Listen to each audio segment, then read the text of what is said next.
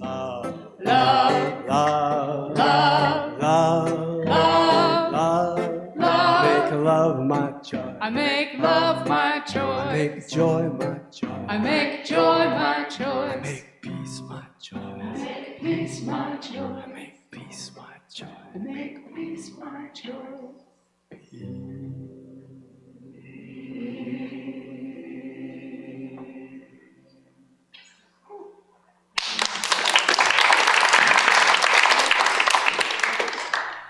Oh, let's give a hand to these musicians.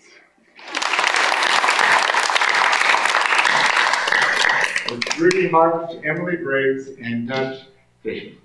And it's just great to have music, and it's great to be here for this first Sunday, our month of order, and in honor of our dedicating our peace pole in front after the service today, I wanted to talk about planting peace, because it is a choice, and it is available to us. So let's see what we got here. In Scripture, 2 Corinthians chapter 13, verse 11. Finally, brothers and sisters, rejoice. Strive for full restoration. Encourage one another. Be of one mind. Live in peace. And the God of love and peace will be with you.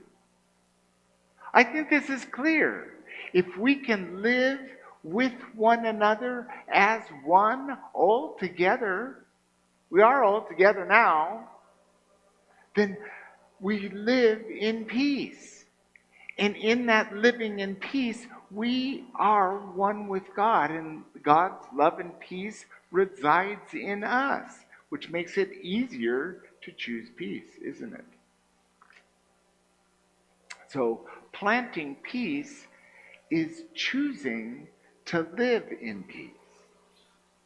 Our co-founder Charles Fillmore was a man of many words, a very wise man, and he says, metaphysicians who study the mind and its modes of action find that when they refuse to let thoughts of worry, anxiety, or other destruction act in their minds, they gradually establish an inner quietness that finally merges into great peace, merges into the peace that's already there, that indwelling presence of God. So, how do we do this? Metaphysicians is people who study spirituality, looking beyond the physical, beyond the words. And that's what we do in our times together, in our small groups, in our classes, in our Sunday time together. Music obviously often does that because it calls us to sing between and harmonize between the words. But what can we do to choose peace rather than worry, anxiety, judgment, criticism? Any ideas?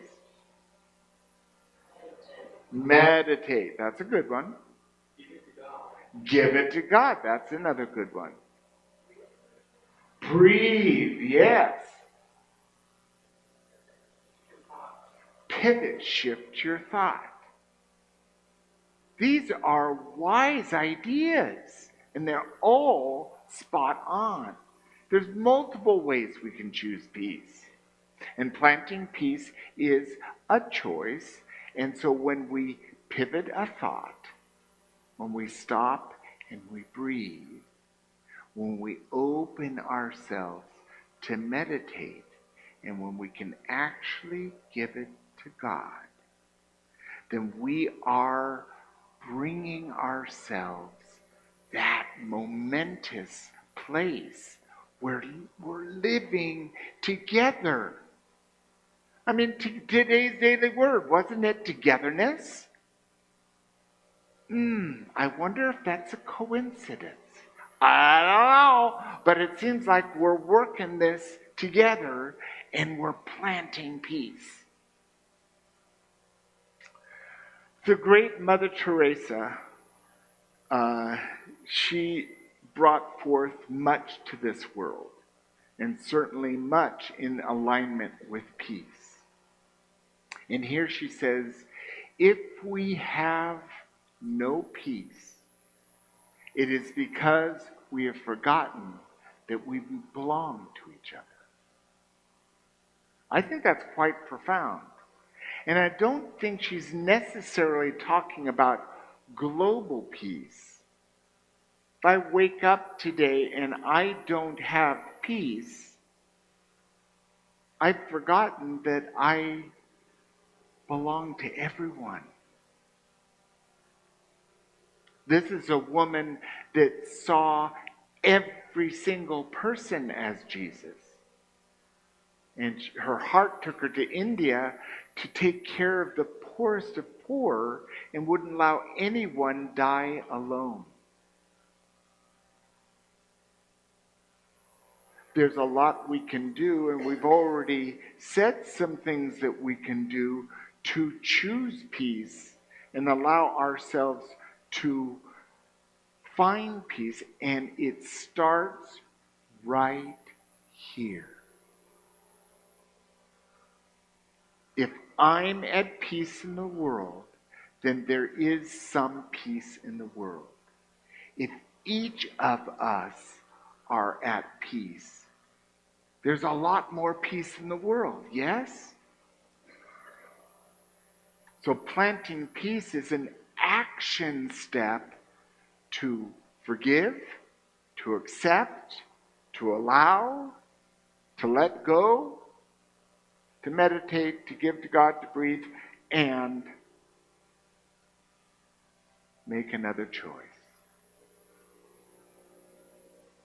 Martha Smock's a wise woman that I go to frequently for her wisdom, and her writings are just beautiful. And here she says, if there is even one person with whom you are not at peace, then you have a lot of work to do. And the work begins with you, in your thoughts, in your feelings, and in your reactions. So this is the essence of where we are. Now there's a whole lot we could say about peace. Peace is a big topic. But today we're looking at planting peace, choosing peace. And the best way to do it is from me, myself, and I. For each of us to recognize, where am I disturbed?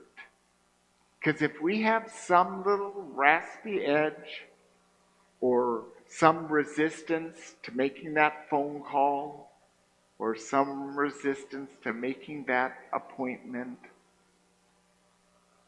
there's some work to do. What's our resistance? Are we feeling scared? Or feeling lonely? Are we feeling sad?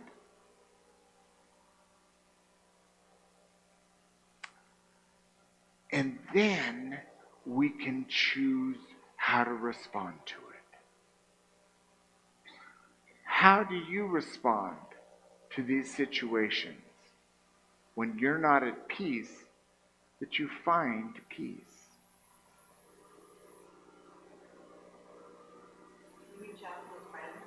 Reaching out to a friend. Very good.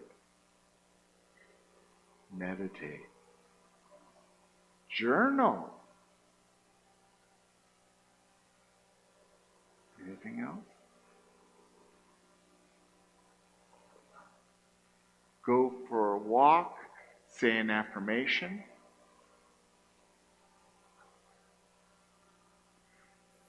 Do something to get me back to the present moment. all of this is spot on, and it goes with our personal exploration this week. Look at one. Don't look at your whole life. Just look at one area of your life that you're troubled by. Take action. Write a letter. Make a phone call. Do something.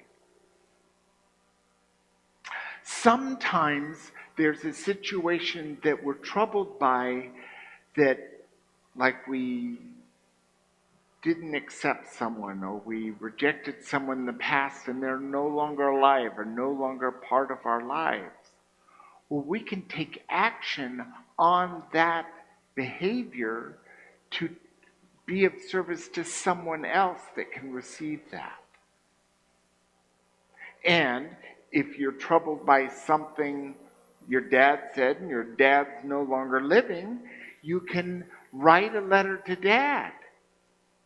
You don't have to mail it. It's the getting your thoughts down in movement. And then you can bury it or burn it or shred it or send it to a friend.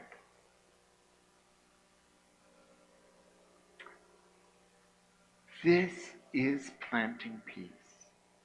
Planting peace is a step towards action to reel in and let go of these unforgivenesses, these unlovingness that has been part of our past. You can just let them go and be